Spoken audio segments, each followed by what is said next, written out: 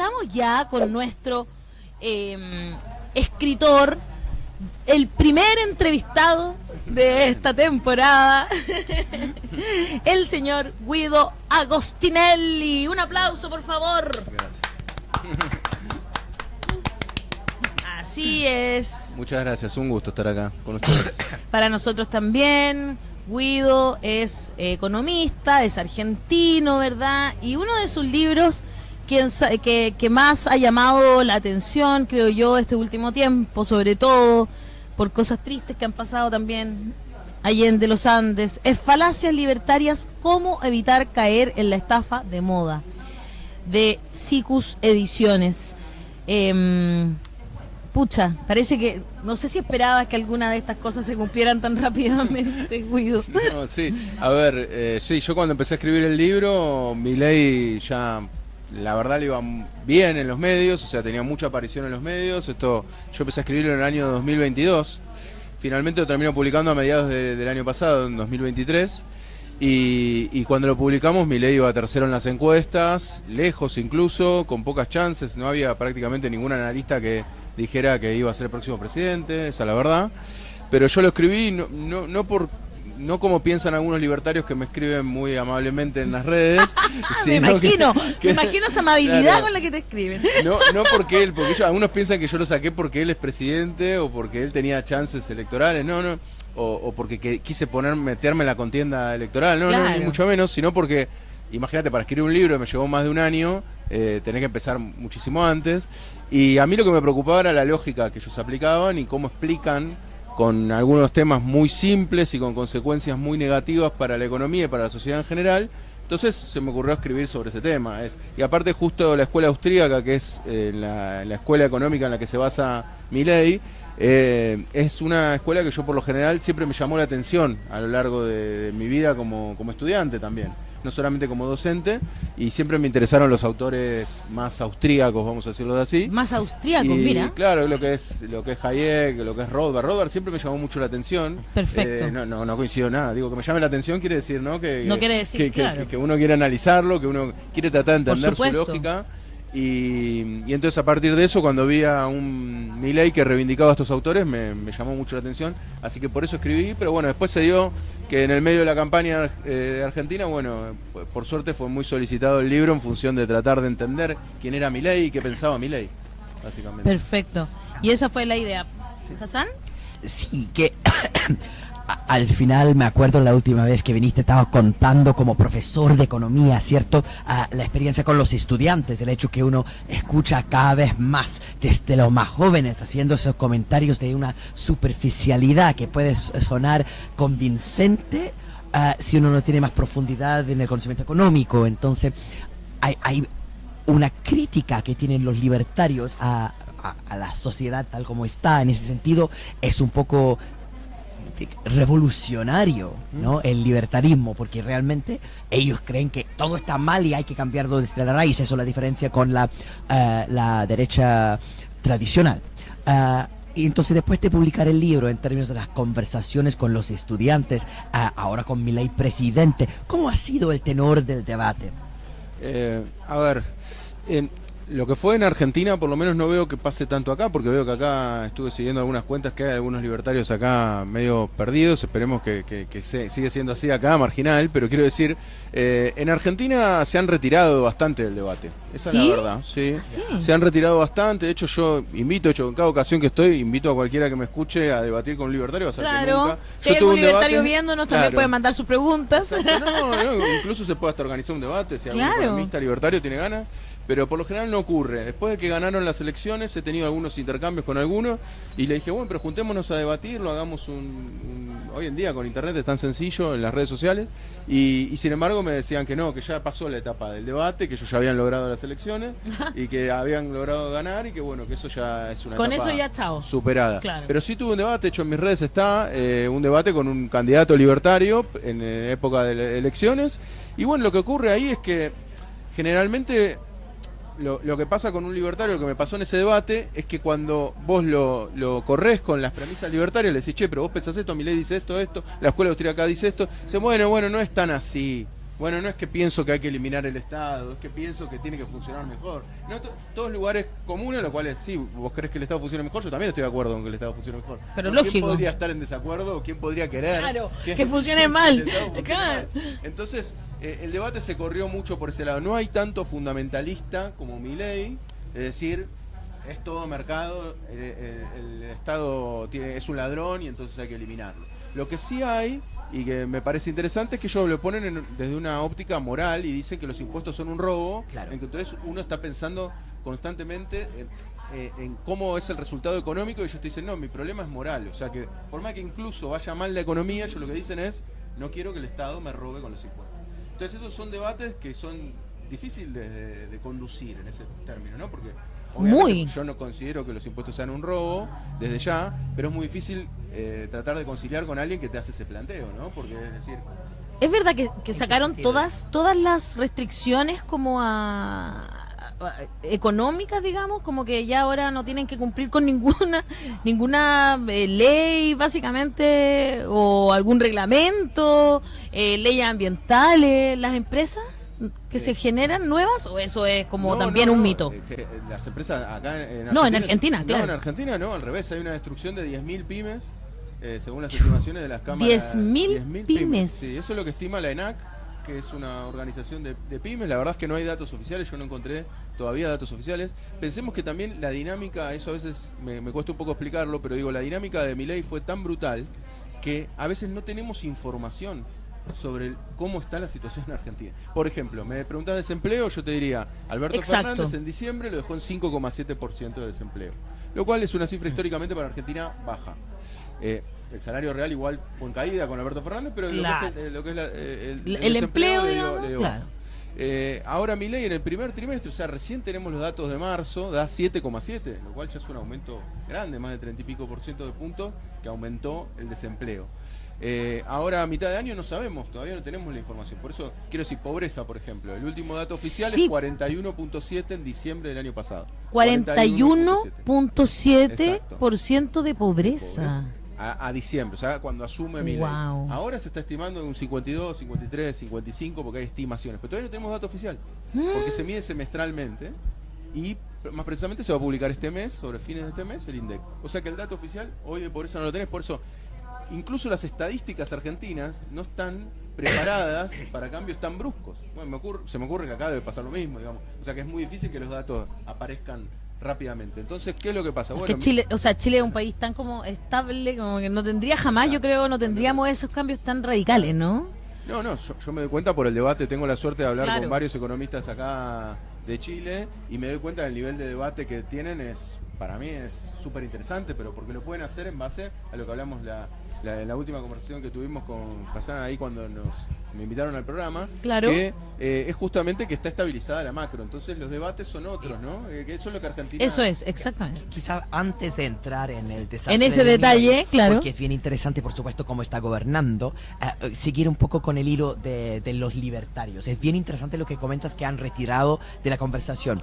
Nosotros, que al final tenemos una audiencia de izquierda, quizás no entiende esto del libertarismo, pero para una audiencia chilena, además viendo la locura de Milei, analizar el gobierno de Milei desde la perspectiva de libertarios es como analizar el gobierno de Boric con los anteojeras del materialismo dialéctico estilo Artés. Es que al final, ahí tengo que confesar que a mí nunca Artés es como un ultra izquierda. De la ultra izquierda, pero dura y muy ortodoxa. Milei no ha gobernado como libertario, punto. Porque a mí nunca me han llamado la atención los libertarios, tengo que confesar, porque los encuentro irrelevantes. Creo que no, tremenda injusticia. Yo hice el doctorado sobre Hayek. Es una injusticia mencionar Hayek en la misma frase con Murray Rothbard, que es es muy inferior intelectualmente, pero también hay una ideología, una perspectiva, como dices, moral de cómo debe ser el mundo, ¿ya? Y les da igual la realidad, ¿ya? Muy distinto. Milei tiene a Caputo, ¿cierto?, en el Ministerio de Hacienda, y han hecho cosas que son de derecha, muy neoliberales, pero libertarios no, porque los libertarios tienen una posición distinta.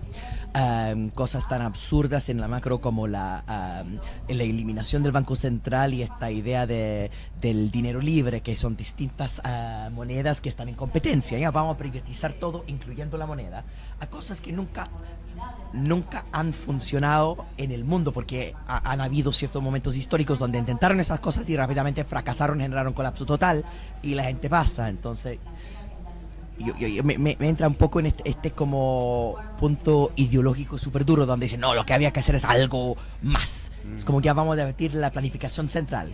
La planificación central de economía, lo que hacen los comunistas como ortodoxos, no funciona. No, hay que intentarlo otra. Ya.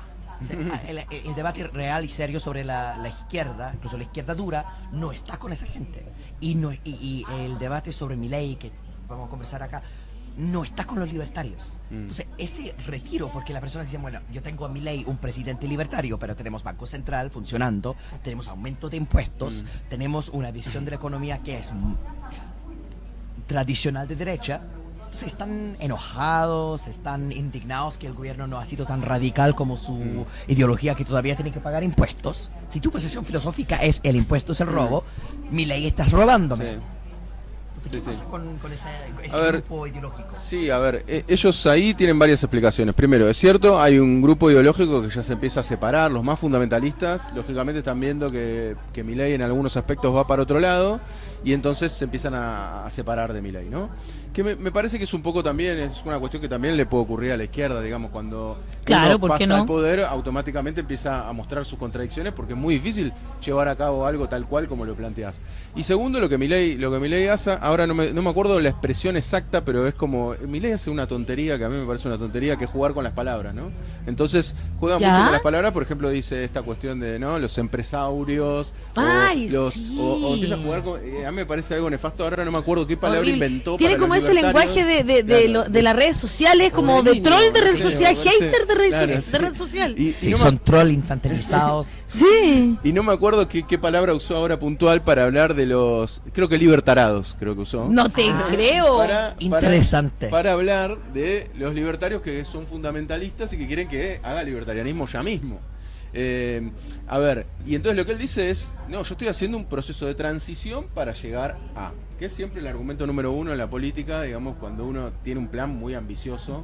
Pero sí muestra, lo que vos me decías, Hassan, me hizo pensar también eso, de que no es tan revolucionario en ese sentido, pues si fuese revolucionario sí, lo puede cambiar, o tratar de cambiarlo de un momento a otro. Sin embargo, Milei optó por una amplia avenida del medio, vamos a decirlo así, haciendo un ajuste ortodoxo por ahora, pero él dice que a futuro sigue sosteniendo, o sea, él se sigue declarando como libertario. Me parece que es una marca registrada de él y que no la va a abandonar. Por eso también me lo han dicho también muchos periodistas allá en Argentina, que me dicen, bueno, pero no pensás que ya está abandonando. Yo creo que él la marca la va a seguir sosteniendo, porque él le sirve, porque él le gusta, porque él está convencido. Yo pienso que está convencido de que es lo mejor. Sí. Lo que pasa es que es cierto que es muy difícil hacer un cambio así tan radical con Milei, y entonces se va poniendo objetivos intermedios. Ahora el año que viene tenemos elecciones, entonces dice, bueno, para el Congreso tienen que votar a más partidarios míos, y de esa manera vamos a poder hacer cambios más profundos.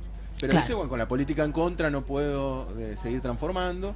Y es cierto que hay algunas cosas que sí van en el sentido de una cuestión, vamos a decirlo así, más libertaria. Lo que es la libre competencia de monedas, que es lo que quiere hacer Milei, que es más o menos como un reemplazo de la dolarización, lo que él plantea. No entiendo eso, perdónenme mi ignorancia, porque yo de verdad me cuesta entender. Siempre me ha costado entender economía. Estoy con dos maestros acá. No, pero lo que quiero decir es, por lo menos para que sepan qué es lo que después, Hassan capaz lo puede explicar también, pero lo que quiero decir es, lo que está haciendo Argentina ahora es dejar de emitir pesos. Finalmente dejó de emitir pesos. Entonces, ¿esto qué quiere decir? Dejan de imprimir su propia moneda. Entonces uno pregunta cómo la gente compra y vende cosas si no hay moneda. Primero para mí ese es... Qué absurdo. Justamente ese. Bueno, ¿por qué? Porque Milei adopta en ese caso no la escuela austríaca, sino la escuela monetarista, con respecto a que la emisión monetaria o el sobrante monetario va a llevar a un proceso inflacionario, ¿no? Entonces lo que dice es, bueno, dejo de emitir, entonces anulo la primera causa de inflación. La primera no, y la única para ellos, ¿no? Causa de inflación, por lo menos para Milei. Entonces lo que dice es, bueno, de esta manera evito la inflación. ¿Qué es lo que pasa? Bueno, inflación todavía seguimos teniendo, es cierto que más baja, a costa de que en realidad se está deprimiendo toda la economía. Somos el país con la proyección en este año que más va a caer, va a decrecer en toda la región. Crecimiento negativo. Le ganamos a Haití este año, en términos de proyecciones de caída. No te puedo PBI creer. este año. Es el país de la región que más va a caer este año, va a ser Argentina. Entonces... ¿le ganaron a Haití? Sí, le ganamos a Haití, o sea, no, eso es... sigue en conflicto Haití, digo, para que entendamos. Entonces, lo que Milei dice es, bueno, si yo controlo la masa monetaria, entonces no genero inflación. Entonces, ¿qué hicieron? Dijeron, dejamos de emitir. Estrictamente correcto. Sí. Podríamos, a ver, ¿qué es lo que yo encuentro de incorrecto en eso? Yo estoy de acuerdo que hay que hacer un control de emisión, pero no lo quiero volver muy técnico, pero quiero decir, si se caen las cantidades también, lo que va a ocurrir también es que vos tenés un sobrante igual de dinero, que eso puede hacerte todavía aumentar un poco los precios, porque vos lo que tenés es que se producen menos cantidades en Argentina. Entonces, de hecho, tal es así que sigue teniendo un arrastre de inflación todavía, que está bien, no lo quiero volver muy técnico, pero Friedman hablaba de una demora que podía generarse más allá de que uno corte la emisión monetaria. Pero lo que quiero decir es, bueno, ese es el diagnóstico. El diagnóstico, más allá de que uno podría discutir si es cierto o no, es recesivo en lo que genera en Argentina, claro. Quizá para andar un poco más lentamente, ¿cierto? Hay una frase, nada de eso es libertario, ¿ya? Porque los libertarios no sirven. Y lo que dice Milton Friedman es que la inflación está acá y en todas partes un asunto monetario, que es una frase cierta y completamente irrelevante. Es como decir, bueno, las guerras son acá y en todas partes un asunto de armamento. Muy bien, es cierto. Claro, más o menos real. Pregunta por qué se estalla una guerra. Porque hay armas, no es una buena explicación. Exacto. De la misma manera, cuando uno dice, ahora, ¿por qué hay inflación? Para que haya inflación, que todos los precios están subiendo. Eso es algo sutil para entender, ¿cierto? Que no es que sube el precio de esto, porque puede subir un grupo de precios, eso no es inflación. Inflación es cuando sube el nivel de precios. Todos los precios suben al mismo tiempo.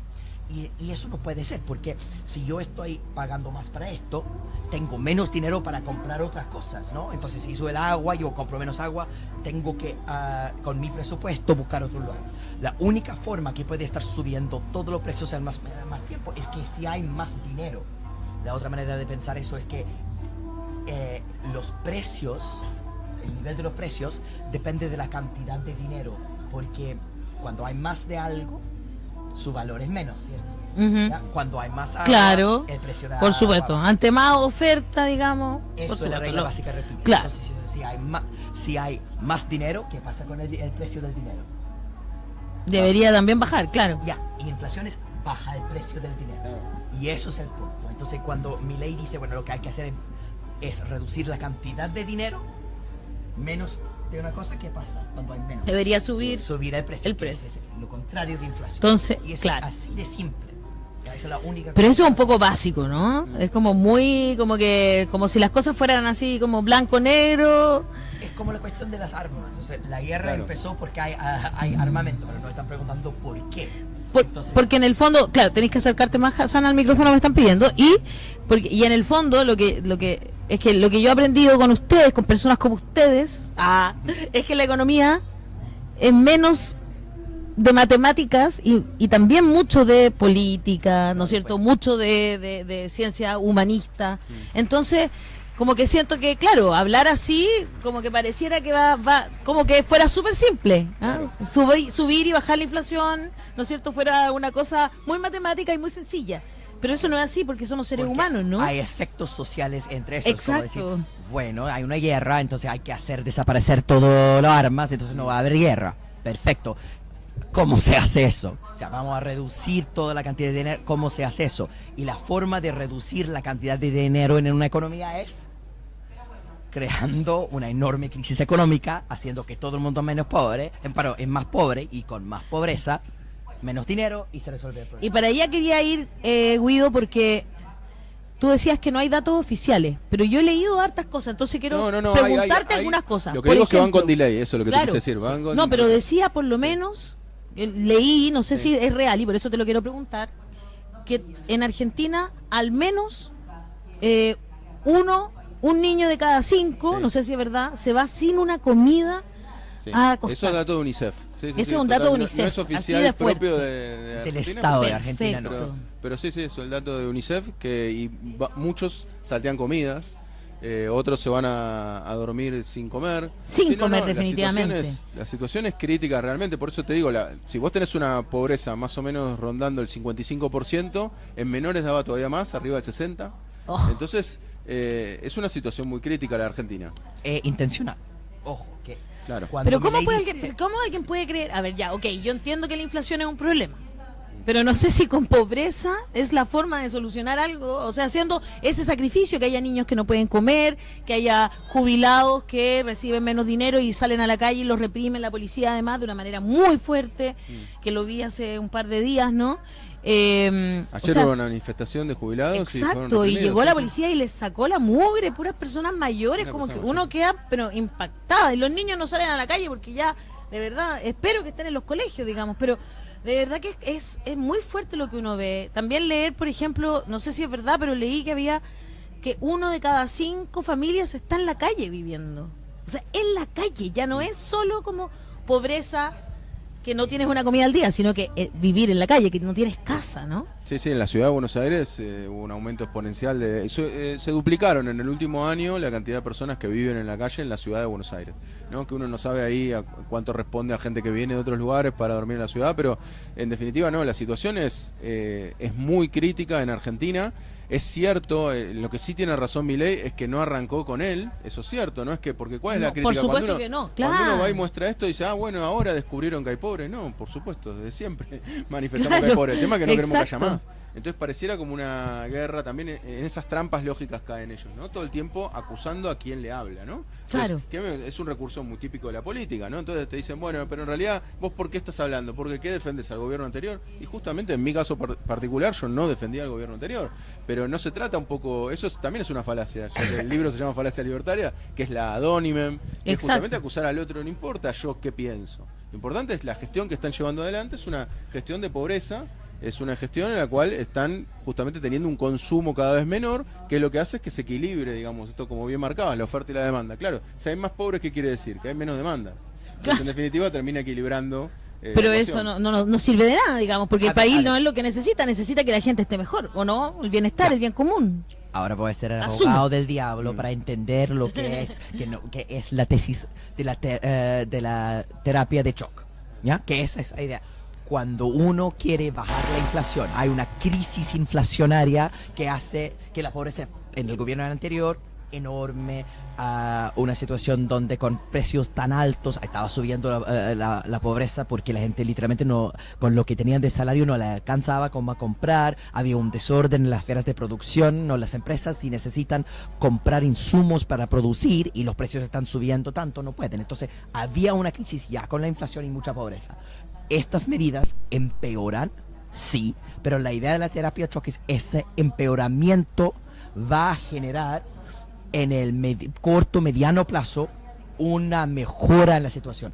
Las cosas tienen que empeorar para que después mejoran, ¿ya? Entonces decimos, ya, la primera cosa que hacemos es generar esa recesión, se baja la demanda, entonces se baja la inflación y después se genera un nuevo equilibrio y con eso la economía vuelve a crecer, pero de manera saludable, porque antes estaba creciendo con los precios desordenados, distorsionados, y eso implicaba inevitablemente la crisis. Claro. Entonces, como los austriacos lo llaman, los austriacos más inteligentes, esto Schumpeter lo decía, ¿no?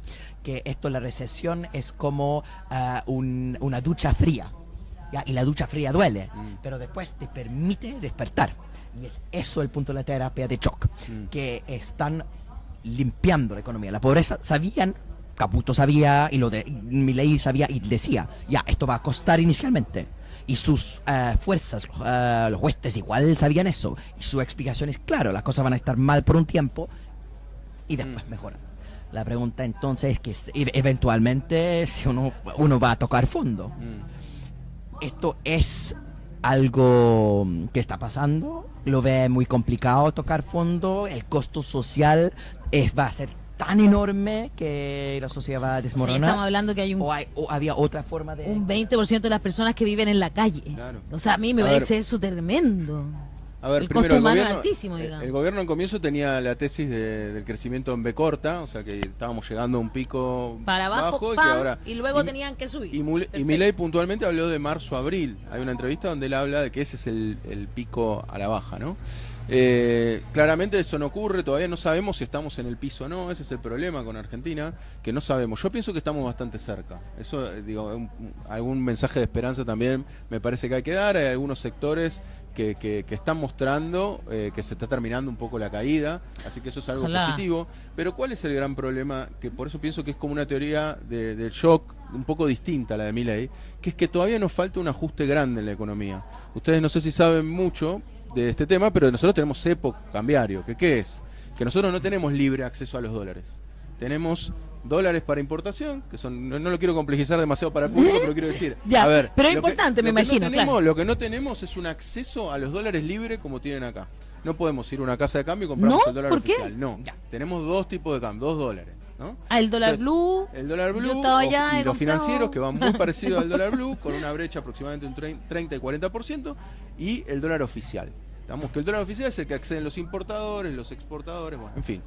Lo que quiero decir es, por eso es así. Sí, claro. Ya, perfecto. Milei lo que tiene que hacer, aparte porque se lo exigen sus propias bases, es eliminar esto, ¿no? Porque en una economía normal, como se puede imaginar en la mayoría de los países del mundo, esto no opera así, no. Lleva varias distorsiones. ¿Por qué? Porque yo así como te lo cuento, es el dólar más barato que es el oficial. Entonces, ¿qué te va a pasar? Tenés muchos incentivos para ser importador, por ejemplo, porque accedes al tipo de cambio oficial. Todos quieren Claro, acceder claro, Y por a otro ese lado, cambio. tenés muchos incentivos para llegar a esos dólares y después venderlos al dólar financiero. Entonces eso genera distorsiones. Entonces, por lo general, no está muy aceptado el cepo cambiario en Argentina y demás. Pero lo que quiero decir es, Milei todavía le falta otro ajuste más porque se supone que tiene que eliminar el cepo. Entonces, en cuanto elimine el cepo, inexorablemente va a haber una devaluación. Entonces, no es que todo el ajuste ya lo hizo ahora. Que eso para mí es lo que genera más inquietud con respecto a Milei. Te Sino que entiendo. falta otro ajuste más, por lo menos con respecto al tipo de cambio. Que eso se puede traducir también en un aumento de precios. En Argentina tenemos mucha historia. Cuando uno tira las series históricas de correlación de por qué aumentan más los precios en Argentina, uno siempre lo ve vinculado estrictamente al tipo de cambio en Argentina. Da para discutir, pero digo, es No, la sí, variable por que supuesto. más Ahora- se tiene en cuenta. Espere, para ir más lentamente. Sí. El tema es El profesor Hassan por mal- le sale rápidamente. Ya. Entonces, ¿de qué estamos hablando acá con el tema del tipo de cambio? ¿Por qué yo necesito dólares? ¿Ya? Si yo quiero comprar cosas de afuera, necesito entonces dólares para comprar esas cosas, ¿cierto? Claro. Ya. Si es muy barato el dólar, que es la misma cosa decir que es muy fuerte el peso, ¿ya? Eso implica que las cosas que yo importo son baratos, ¿ya? Entonces, qué bueno que Claro. con una moneda muy fuerte podemos comprar cosas de afuera.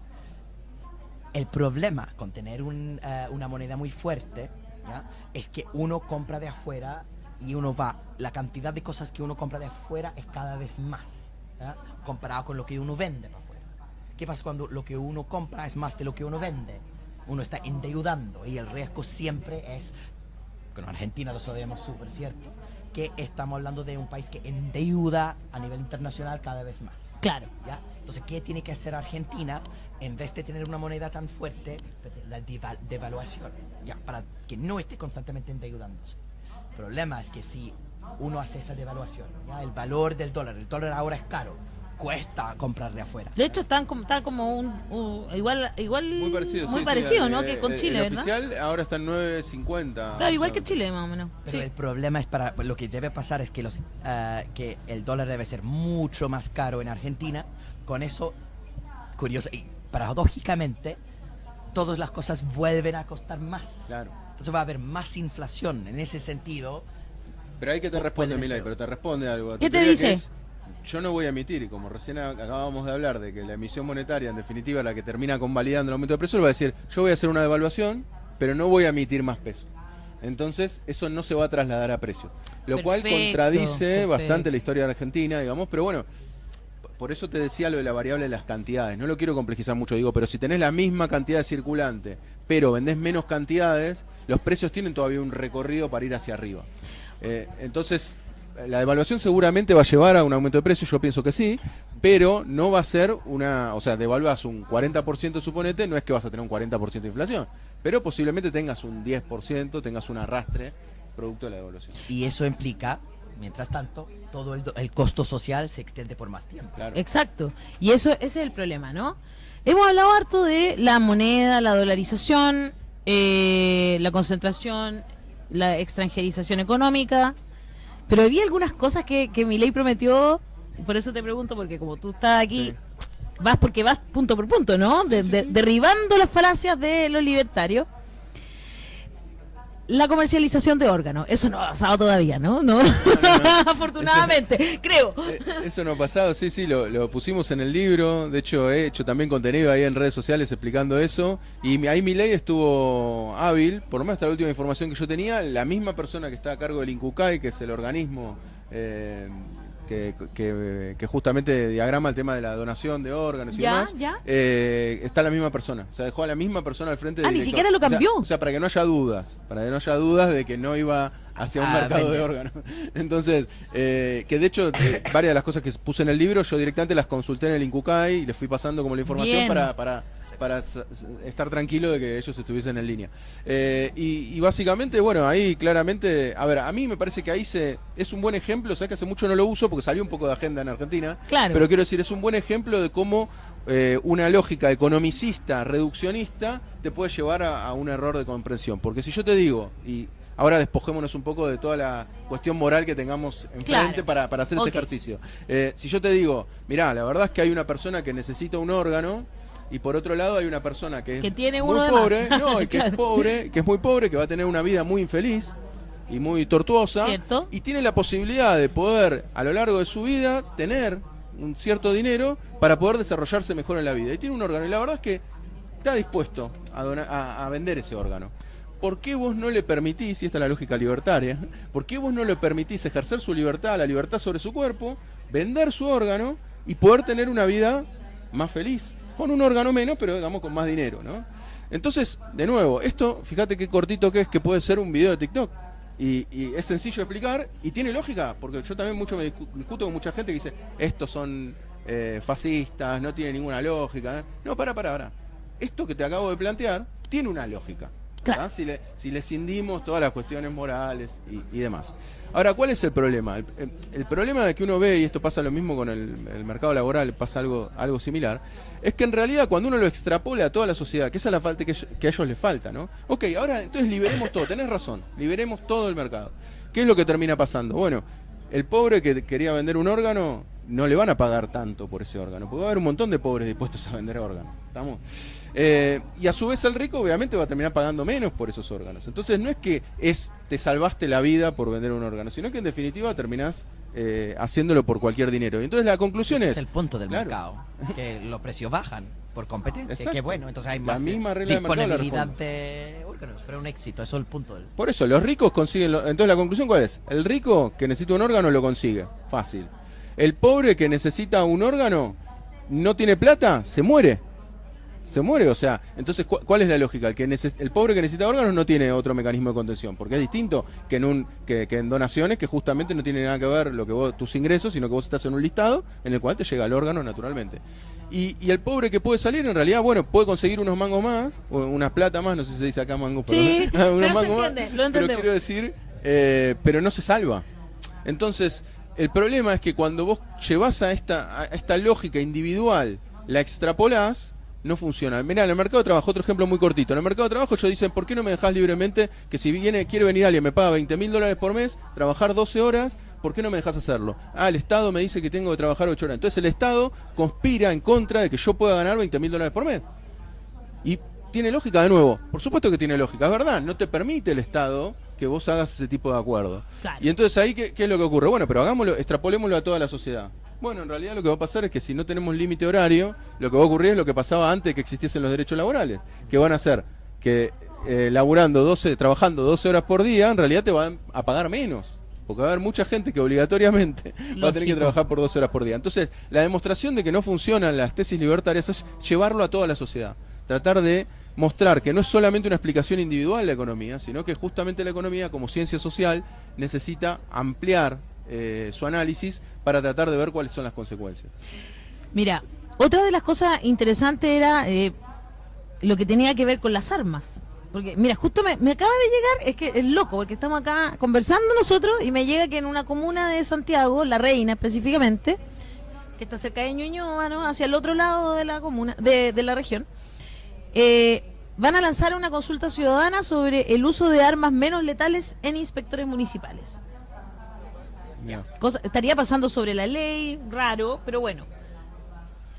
Pero una de las cosas que proponía mi ley era también liberar las armas, liberar ¿no? la Y tener, armas. bueno, ayer creo que no, un niño, un joven entró, y un nuevo tiroteo en Estados Unidos, ¿no? Mirá, 14 años creo que tiene el niño. Las estadísticas ahí lo que te muestran es que el país con mayor posesión de armas es cada 100 habitantes, 120 tiene Estados Unidos, o sea, 1,2 armas por habitante, y obviamente la correlación con los tiroteos masivos es notoria. Cada vez lamentablemente hay más noticias acerca de los tiroteos masivos que vienen aumentando año tras año en Estados Unidos, y después lo sigue lejos con 50 armas cada 100 Yemen, o sea que también en una situación de conflicto.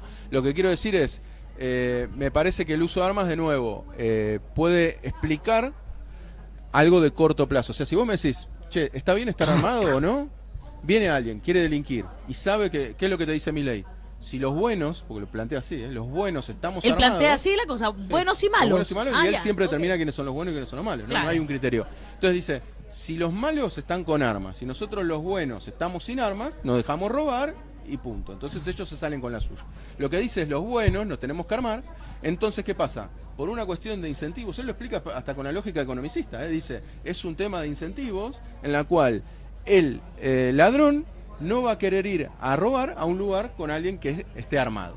¿Tiene lógica individual? Sí, a mí me suena en principio, tiene una lógica. Ahora, hay dos cuestiones. Primero, ¿por qué no sigue con la historia? ¿No? Porque, ok, nos armamos. ¿Qué va a pasar con el delincuente?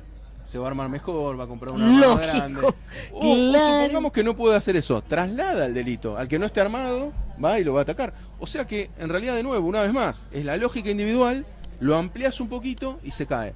Todos los estudios con respecto a lo que es la seguridad, homicidios, la relación con los homicidios y la economía, es que correlaciona fuertemente con la desigualdad. En sociedades más desiguales hay más homicidios o hay más delitos. Más delitos, claro. Entonces es importante entender que la solución de fondo, más allá de que pueda haber soluciones provisorias, como por ejemplo el caso que es un caso polémico, que es el caso de El Salvador, por ejemplo, puede haber soluciones provisorias, pero el tema es que en el largo plazo es inconsistente.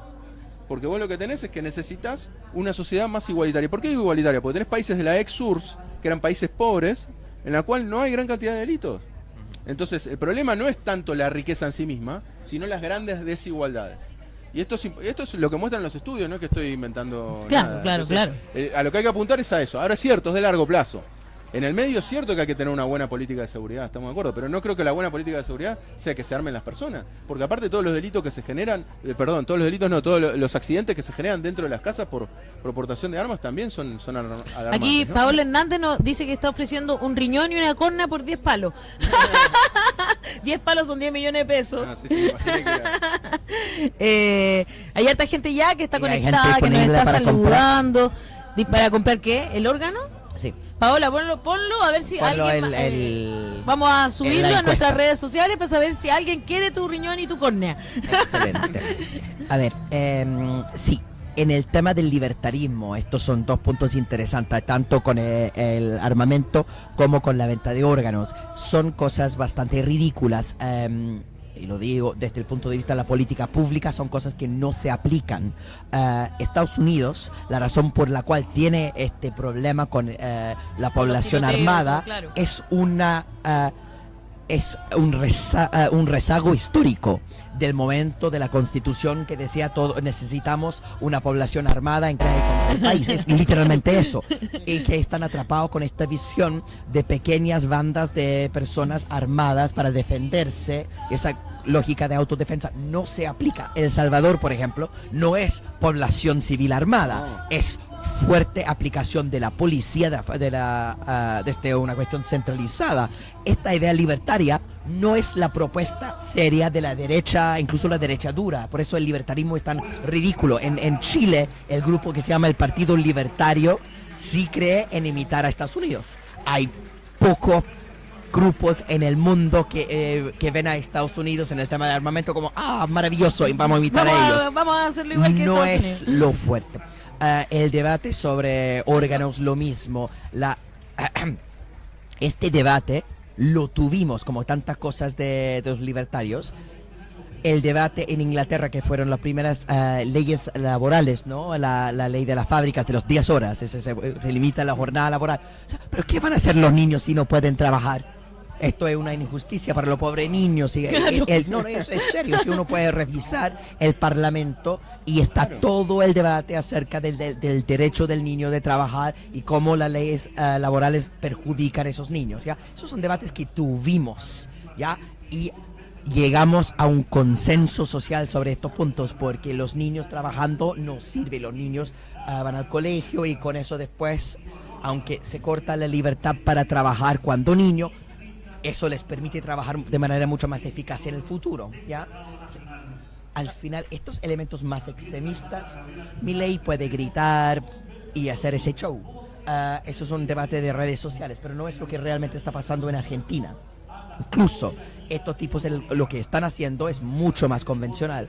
La pregunta es... Pero sí ganan elecciones con esas cosas. ¿Ganan esas ¿O no? elecciones? Porque eso es, al final. Bueno, el de órganos él terminó diciendo, bueno, es un debate para después, como la ya. venta de niños, también digo, para no decir, digamos, Rothbard se ha mostrado a favor, un poco ambivalente, pero más bien a favor de la comercialización de niños, o sea, y De se lo la han dicho. comercialización de claro. niños. O sea, que hay todo un pasaje de Rothbard en el cual habla de que en realidad cada niño, si puede decidir, un padre podría ir, venderlo y en definitiva, y está mucho con el debate. Yo viajé a Grafton, que es justo un pueblo en Estados Unidos donde se hizo el experimento libertario número 1, porque invadieron un pueblo, no sé si estaban al tanto. Los osos. El de los osos, exacto. Eso es maravilloso. Bueno, entonces Ahí fuiste. fui hasta ahí a hablar con los libertarios. Ya, cuenta la historia, quizás Por no todo. favor, De los osos. No, a ver, lo que cuenta la historia, que en realidad ahora les puedo aportar algún matiz Real. más, es que justamente los libertarios lo que hacen en Estados Unidos, sabiendo que son pocos,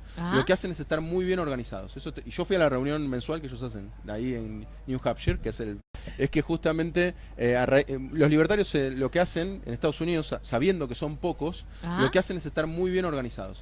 Y yo fui a la reunión mensual que ellos hacen ahí en New Hampshire, que es el estado de Estados Unidos donde ellos se juntan. Entonces, lo que hacen es, como se identifican que son pocos en el mundo y son pocos también en Estados Unidos, se juntan en un estado, que es New Hampshire. A partir de eso, proyectaron una ciudad completamente libertaria, totalmente libre, como dirían ellos. Digo libre porque hay que ponerlo entre comillas, ¿no? Por supuesto. Y lo que hacen es elegir Grafton, que es un pueblo Chile, bueno, cuando uno va a Torres del Paine, por ejemplo, saber que hay completamente libertaria, totalmente libre, como dirían ellos. Digo libre porque hay que ponerlo entre comillas, ¿no? Por supuesto. Y lo que hacen es elegir Grafton, que es un pueblo... Chile, bueno, cuando uno va a Torres del Paine, por ejemplo, saber que hay pedazos de la Torre del Paine que son de privados, kilómetros y kilómetros y kilómetros, que pertenecen a personas. Es muy fuerte, la verdad. En Argentina también tenemos casos lagos enteros, digamos. Exacto, lagos enteros, qué sé yo, partes que son, que a lo mejor va a ser agua ahí, que va a ser de la última reserva de agua que tenga este planeta, no sé. Cosas que uno piensa, ¿no? Para nosotros es fácil conversar de esto, de reírnos de las ridiculeces de los libertarios, porque son realmente ridículos. No, pero nadie está viviendo esos extremos, salvo los que están en el pueblito con los osos. Pero en general es una cuestión chistosa. Sin embargo, tenemos un gobierno de Milei que está haciendo lo que se llama ajuste ortodoxo, ¿no? Que es el neoliberalismo duro. No es libertario, pero sí es neoliberalismo. Y de eso sabemos nosotros harto. Y la pobreza de los argentinos, producto de esto, es fuerte, pero el apoyo que tiene Milei se ha resistido, porque ellos están prometiendo una mejora.